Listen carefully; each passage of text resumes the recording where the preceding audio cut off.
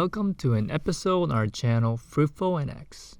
Today, I want to share with you several financial principles that my wife and I learned during our first years of marriage and how they have helped us grow in our ability to handle finances, both individually as well as a team. Now, if you clicked on this video, I'm sure you already have read up or are aware of some of the surveys and statistics out there reporting that money is one of the top points of disagreement and stress in marriage. I wanted to briefly give a few suggestions as to why that may be the case. First, let's describe what money is. One of the descriptions that would be relevant here is that money can be said to be a power to purchase things. Money allows us to buy things like food, clothing, electronics, car, house, vacation, investments, give money to charity, just to name a few. We use it pretty much every week, and it is an integral part of our lives. Now the power part. Power tends to bring out whatever desires, habits, and personality traits that already exist inside a person and make it into a reality. So if you want to purchase something, but you have insufficient funds, then a desire stays in your head. But if you have enough money, then you can buy it and make your desire into a reality. Now, marriage involves union, joining of two lives into one. This hopefully includes joining of not only two bodies, but also our minds and our hearts as well.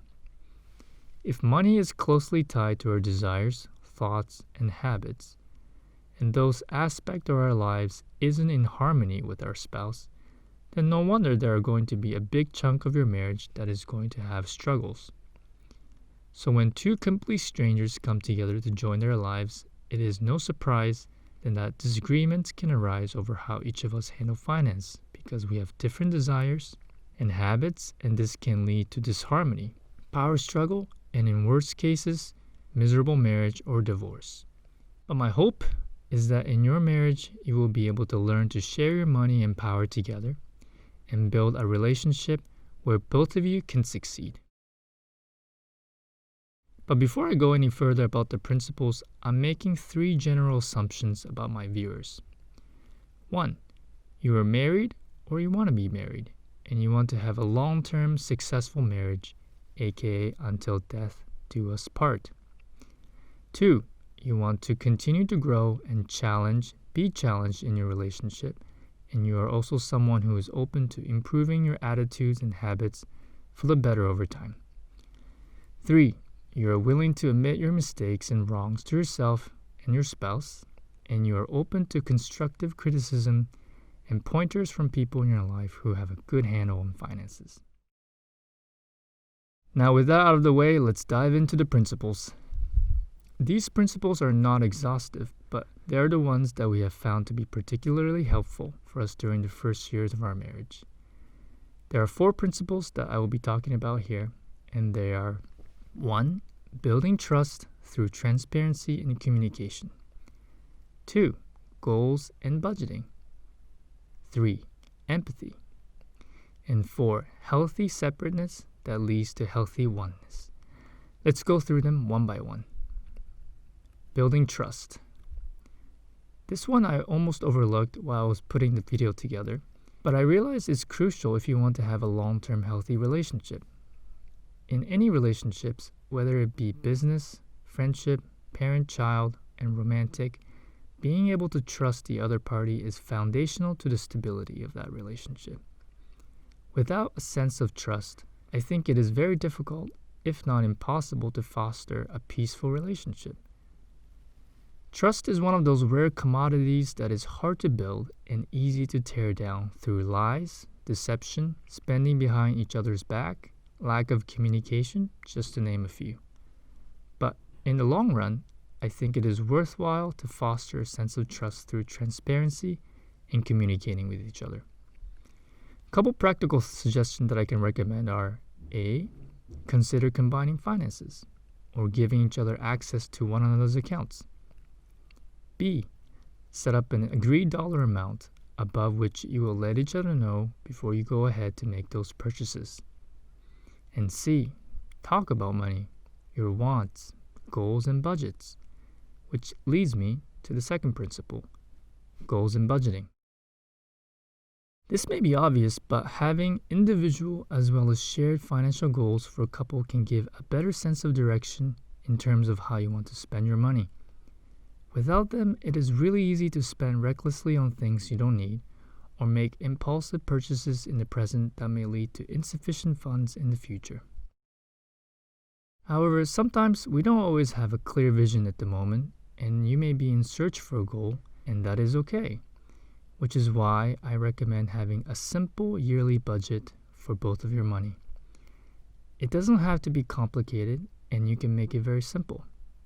For example, you can divide your budget into two broad categories, such as living expense versus investment/saving, and then you can make subcategories under them if you like. But my point is that the benefit of having a general budget is that it gives us a sense that we have a limited amount of money, which hopefully leads us to actually think about how we really want to spend them instead of impulsively buying anything and everything we want in the moment. And when we actually stop to think about what we really want, then you can actually start to come up with a goal or two. Principle number 3, empathy. I really love this one. Empathy is the ability to slip into someone's shoes and be able to relate to that person. I think it may be an underrated form of love. Think about it. If you can't relate to someone, can you have a good relationship with that person in the long run? I mean, the word relate is in the word relationship, right? This applies in the area of finances. If one person is well versed in finance and the other isn't, it can exacerbate a financial quarrel and lead to divergent financial path. Now, I think it is pretty common to have newlyweds when one person is well versed and the other isn't, or neither are. And I'm not saying that both parties has to be expert in finances or both parties bring in the same amount of income, but I do think that over time, increasing the ability to be able to handle finance, ability to bring in some level of income, as well as the ability to account for saving/spending will bring two people closer by giving each other the ability to empathize with one another and foster a sense of team within the relationship. A couple practical things that you can do to foster empathy are A. Aim to get a job of some sort if you aren't working already. B. Sit down together from time to time to do accounting of finances. And C. Learn about finance together or share with each other knowledge on money. And lastly, principle number 4. Healthy separateness that leads to healthy oneness. This was really profound for us when my wife and I learned of this principle. Marriage involves two people bringing their lives together to join as one, and that is a beautiful thing. But that doesn't change the fact that there are two individuals involved. Two people who have their own will, desires, thoughts, habits, background when it comes to how money is handled. So it isn't surprising that disagreement or quarrel can arise from time to time. Sometimes you may feel suffocated and feel like you don't have enough freedom financially to spend on discretionary items, which is why having a level of financial autonomy is important if you want to have a healthy, loving relationship. Now, I know that you may be wondering, if I recommended combining finances as a suggestion under the first principle, doesn't this contradict that? Well, not at all. If you're considering combining finances, you can combine finances and at the same time have a degree of separateness. You can do this by allocating a set portion of the budget toward what I call quote-unquote luxury money. With luxury money, the two of you are essentially agreeing to let each other have the freedom to make purchases without having to tell each other or have an unwanted input from the other party. Having a degree of separateness can be healthy.